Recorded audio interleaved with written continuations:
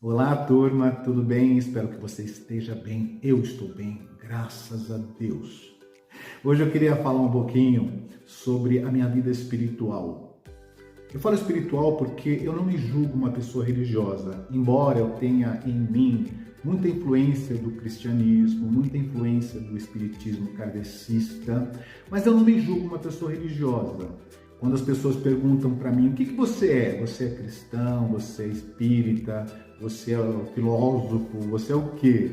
Eu falo, sou uma alma encarnada, sou um espírito encarnado, somente isso. Porque a minha relação com o plano espiritual, a minha relação com Deus, ela é tão isenta de questões religiosas, embora quando a gente fala sobre esses assuntos, há uma confusão, né? As pessoas imediatamente entendem que você está falando sobre religião, e não é, né? É apenas falar sobre a realidade espiritual, né? Que muitas pessoas não acreditam, mas é uma realidade. E comigo foi algo assim que eu acho que é interessante, porque houve um período da minha vida que eu estava muito perdido, muito vazio. Eu havia abandonado a religião cristã, eu estava envolvido com teatro e tal, e naquele período da minha vida eu me julgava já um ateu, eu não acreditava mais em nada, eu não me via mais dentro de religião alguma, eu não me via mais preso a nada. Dentro de mim, eu olhava para dentro de mim e falava, meu Deus, o que aconteceu? Cadê a minha fé? Cadê a minha crença? Sumiu, desapareceu, e eu vivia como uma folha seca levada pelo vento. Mas um determinado tempo, ou um dia especificamente, eu estava na minha casa, deitado na minha cama. De repente, eu ouvi um brado na minha mente, assim, sabe? Eu sou conhecido como Caco hoje, mas meu nome é Marcos. E aquele brado gritou dentro de mim, Marcos! Eu acordei, Marcos! E de novo, Marcos! Mas um brado enorme, assim. Eu falei, mas que voz é essa, né? Que voz é essa? E aí, a partir desse momento, eu comecei a me despertar. Comecei a me interessar pela prática da meditação, né? Durante alguns anos eu praticava a oração, né? Que era o momento em que eu falava com Deus, eu tentava ser o mais honesto possível. E a partir daquele momento eu comecei a praticar a meditação, eu comecei a fazer a introspecção, comecei a querer entender de onde veio aquela voz, aquele chamado. E aí eu comecei a me despertar também por esses assuntos relacionados ao mundo espiritual, né? Sobre psicografia, sobre pessoas que desencarnaram, tal. E, enfim, sem que eu fizesse nada para que isso acontecesse, eu comecei a ser meio que conduzido para esses pensamentos, né? Totalmente isentos de religiosidade, isentos de doutrinas, isentos de nada. E aí eu fiquei feliz com aquilo, falei, puxa, de repente eu começo a me despertar espiritualmente de uma forma diferente da que eu estava acostumado, porque quando eu era da igreja, eu me considerava uma pessoa espiritual, eu orava, eu buscava ter aquele contato espiritual, mas agora, nessa outra fase, eu fui despertado sem que eu fizesse nada para isso, né?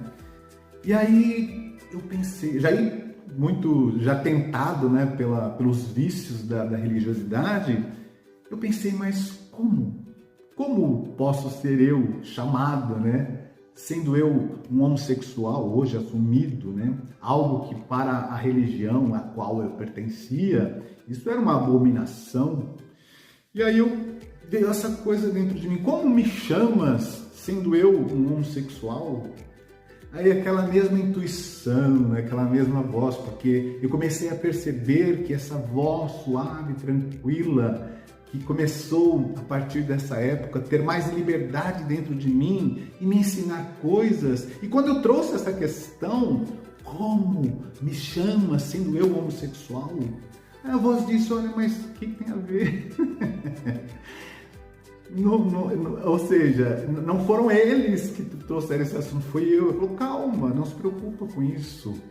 A gente sabe quem você é, no seu interior, na sua totalidade. Não se preocupe com isso, né? E aí eu comecei a minha caminhada de pensar, de pesquisar sobre como é que funciona a nossa vida. E a partir de então, eu tenho sido agraciado por intuições, por ensinos, por respostas, por auxílio em momentos tão difíceis, né? Porque há momentos na vida da gente que a gente passa por turbações, né? por problemas, tal, mas eu não me sinto mais sozinho. Há como um acolhimento, assim, sabe? Que não me cobra nada, né? E nessa jornada, uma das coisas que eu descobri é que muitas das nossas culpas, elas acontecem por conta daquilo que nós fomos catequizados, daquilo que nós recebemos ao longo da nossa vida e que geram culpas em nós. Não é um reino espiritual que traz culpas para nós, cobranças para nós. É a gente mesmo, pelos nossos conceitos, por aquilo que a gente recebeu ao longo da vida. Então, é isso, né? Então, para quem acha que eu sou cristão, que eu sou espírita, que eu sou... Não tenho compromisso com religião alguma. O meu compromisso hoje é somente com o reino espiritual com o qual eu me relaciono de alma para alma, de espírito para espírito, e me sinto leve, me sinto feliz, me sinto...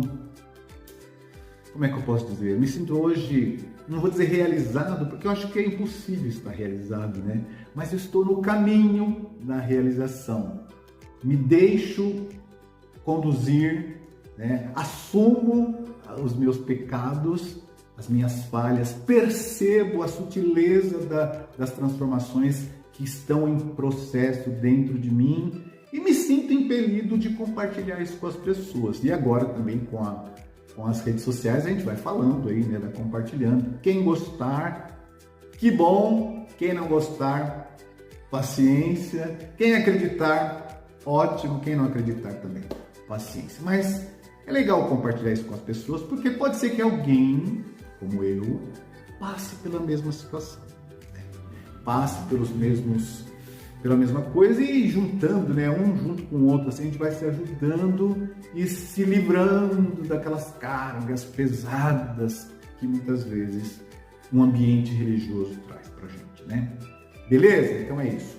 Eu fui, como diz a música, eu era perdido, estava perdido, mas de repente me encontraram, me resgataram, estão me resgatando, e aí eu tô nessa caminhada. Beleza? Então é isso. Beijão aí no seu